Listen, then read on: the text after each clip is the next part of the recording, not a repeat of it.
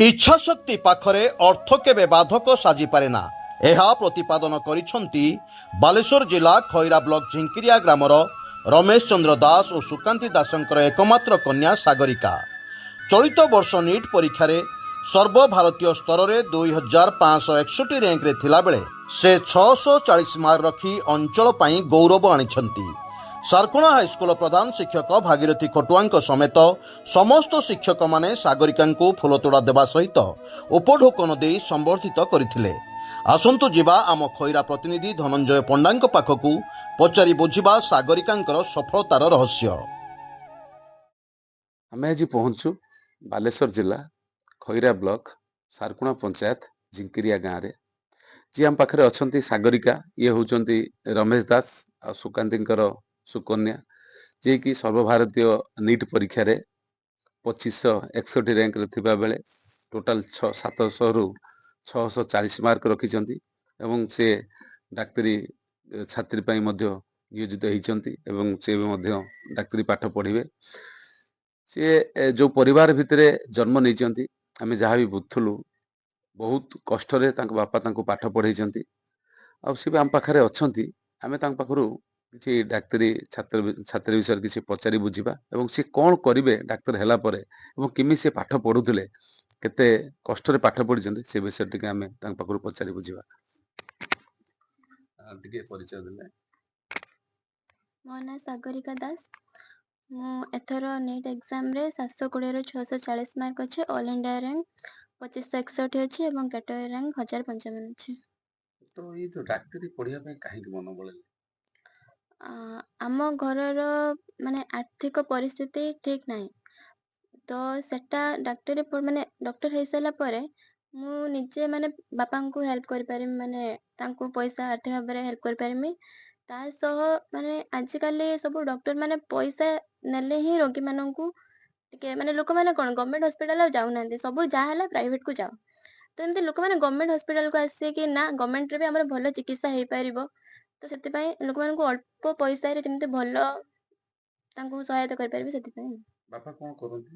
ବାପା ଆଗରୁ ଆମର ଗୋଟେ ଗାଡ଼ି ଥିଲା, ଚଲାଉଥିଲେ। ଏବେ ଯେମିତି ଟିକେ ପଢ଼ିବା ପାଇଁ ପ୍ରୋବ୍ଲେମ୍ ହେଲା, ପଇସା ପ୍ରୋବ୍ଲେମ୍ ହେଲା, ତ ସେ ଏବେ ତାମିଲନାଡୁରେ ଅଛନ୍ତି, ବାପା ମା 2 ଜଣ ଯାକ। ତ ବାପା ଏ ପାଇଁ କେତେ ପରିଶ୍ରମ କରିଛନ୍ତି, ତ କ'ଣ ବାପାଙ୍କର ଏଇ ଯୋଉ ଶ୍ରେୟ ଅଛି ଆପଣ କାହାକୁ ଶ୍ରେୟ ଦେବେ? ବାପା କେତେ ପରିଶ୍ରମ କରିଛନ୍ତି ଏଇ ଯୋଉ ଡାକ୍ତରୀ ପଢ଼ିବା ପାଇଁ? ବାପା ବହୁତ ପରିଶ୍ରମ କରିଛନ୍ତି। ଲୋକମାନେ କହୁଛନ୍ତି ଯଦି ଅକାତ ନେଇ ପଢ଼ଉଛୁ କାହିଁକି, ଲୋକମାନେ ସେଟା ବି କହିଛନ୍ତି। ବାପାଙ୍କର ଭରସା ଥିଲା କି ନା ମୋ ଝିଅ ପାରିବ, ତ ସେଥିପାଇଁ ସେ ପଢ଼େଇଲେ। ତମେ କେତେ ଖୁସି ଅଛ ଏବେ? ବହୁତ ଖୁସି ଅଛି, ଯେହେତୁ ମୋ ପାଇଁ ସେ ତାଙ୍କ ମୁହଁରେ ହସ ଫୁଟି ପାରୁଛି, ତାଠୁ ବଡ଼ କଥା ଆଉ କ'ଣ। ତ ଏମିତି କିଛି ଡାକ୍ତର ସେମାନେ ଡାକ୍ତରୀ ପାଇସାରିଲା ପରେ ଏମିତି ସବୁ କହନ୍ତି, କିନ୍ତୁ ପରେ ଲୋକମାନଙ୍କ ପାଖରୁ ଇଏ ରୋଗୀମାନଙ୍କ ପାଖରୁ ଶୋଷଣ କରନ୍ତି, ଆମେ ଯୋଉଟା ଦେଖୁଛୁ, ତ ସେ ବିଷୟରେ କ'ଣ କହିବେ?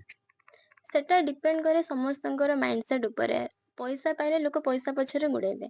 ତ ଯଦି ଜଣେ ସେଇ ପରିବେଶରେ ଯାଇଥିବ, ସେମିତି ଅଭାବଟା ଦେଖିଥିବ, ତ ସିଏ ଚାହିଁବନି କି ଆଉ ଗୋଟେ ଲୋକ ପାଖରୁ ସେମିତି ଶୋଷଣ କରିବା ପାଇଁ। ତ ମୁଁ ସେଇଟା ଦେଖିଛି, ତ ମୁଁ କେବେ କରିବିନି।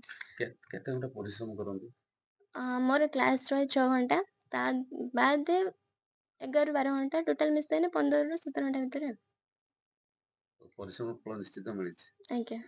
ତ କ'ଣ ଇଏ ଶ୍ରେୟ ସବୁ କାହାକୁ ଦେବେ? ଶ୍ରେୟ ଫାଷ୍ଟରୁ ଗୋଟେ ଘର ବନେଇଲେ ଫାଷ୍ଟ ଗ୍ରେଡ୍ ବିମ୍ ଠିକ୍ ରହିବା ଦରକାର। ତ ଆମ ସ୍କୁଲର ଶିକ୍ଷକ ଶିକ୍ଷୟିତ୍ରୀ ହିଁ ସେଇଟା ଫାଷ୍ଟ ଠିକ୍ କରିଛନ୍ତି। ଯେତେବେଳେ ଫାଷ୍ଟ ସ୍କୁଲ ଗଲୁ, ଇଂଲିଶ କିଛି ଜଣାନଥିଲା। ନିଟ୍ ଏକ୍ଜାମ୍ରେ କ'ଣ ଇଂଲିଶରେ ଆସେ ନହେଲେ ହିନ୍ଦୀରେ ଆସେ। ଆମେ ତ ଓଡ଼ିଆ ଛୁଆ, ତ ଆମେ ହିନ୍ଦୀ ବି ଦେଇପାରିବାନି, ଇଂଲିଶ ବି ଦେଇପାରିବାନି, ଇଂଲିଶଟା ହିଁ ଦେବା। ତ ଇଂଲିଶଟା ତ ଫାଷ୍ଟ ଆମ ସାର୍ ପଚାରିଲେ ଭାୱେଲ୍ କ'ଣ, ସେତେବେଳେ ଭାୱେଲ୍ ବି କ'ଣ ଜାଣିନଥିଲି। ତ ସେଇ ସାରକୋଣା ହାଇସ୍କୁଲରେ ମୁଁ ପଢ଼େ, ସେଇଠି ହିଁ ପ୍ରଥମେ ସାର୍ ମୋତେ ଭାୱେଲ୍ କ'ଣ ଶିଖେଇଥିଲେ। ତ ସେଇଠୁ ହିଁ ମୋର ଇଂଲିଶ ବହୁତ ଷ୍ଟ୍ରଙ୍ଗ ଏବେ। ତ ସେଇଠୁ ଫାଷ୍ଟ ଷ୍ଟାର୍ଟ ହେଲା। ମ୍ୟାଥରେ ପ୍ରମୋଦ ସାର୍, ଆଉ ଇଂଲିଶରେ ଆମ ହେଡ୍ ସାର୍ ଗୌରାଙ୍ଗ ସାର୍, ସବୁ ସାର୍ ବହୁତ ହେଲ୍ପ କରିଛନ୍ତି ପଢ଼ାରେ। ଆଜି ସ୍କୁଲରେ ସ୍ୱାଗତ କରାଗଲା, ଏ ବିଷୟରେ ଆଜ୍ଞା। କ'ଣ କହିବେ? ଏଇଟା ତ ବହୁତ ବଡ଼ ଖୁସିର କଥା। ସାର୍ମାନେ ଆମ ହେଡ୍ ସାର୍ଙ୍କ ରିଟାୟାର୍ଡ ସମୟରେ ତାଙ୍କୁ ଏତେ ବଡ଼ ଭଲ ନ୍ୟୁଜ୍ଟେ ମୁଁ ଦେଇପାରିଲି ମୋ ଦ୍ୱାରା। ତ ବହୁତ ଭଲ ଲାଗିଲା, ଏମିତି ସ୍ୱାଗତ କଲେ।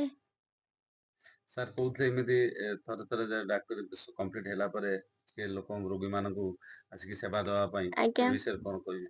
ମୋର କମ୍ପ୍ଲିଟ୍ ହେଇସାରିଲା ପରେ ମୁଁ प्रति वर्ष आसिक आम स्कूल रे आम ब्लॉक रे जति भी माने रोगी थे आम स्कूल रे सेवा देमु।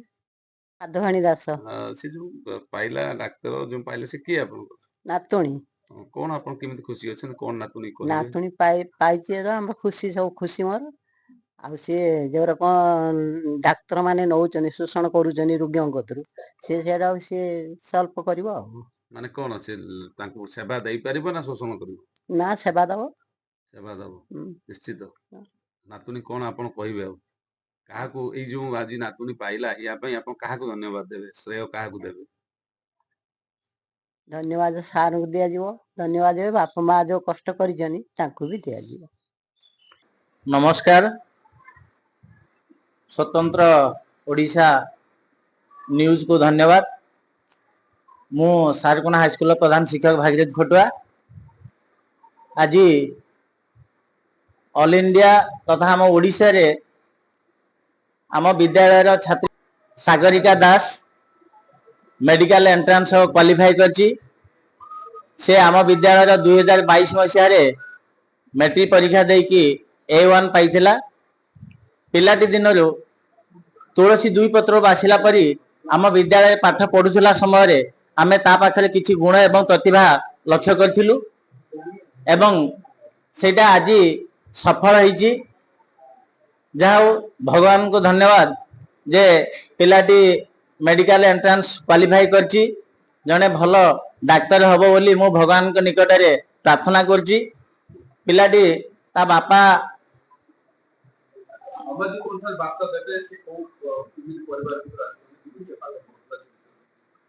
समाज को यही वार्ता रहिबो आमे पिलाटी पाठ पढ़ुवा समय आमे ता पाखरे सही प्रकार गुण देखिया पाइथुलु जो तार जो डेडिकेशन ता थिला से सही डेडिकेशन ता रहिबो एवं दुखी गरीब लोक मानकर बा जो हमर रोगी मानकर निशुल्क सेवा करिवो जे लोक मानकर निरविच्छिन्न भाव रे तांको सेवा दबा देई पारिबो मु सेही आशा रखिछि एवं ताको मध्य सेही प्रकार परामर्श दउछि भाबुछि से सेही प्रकार कार्य करिवो।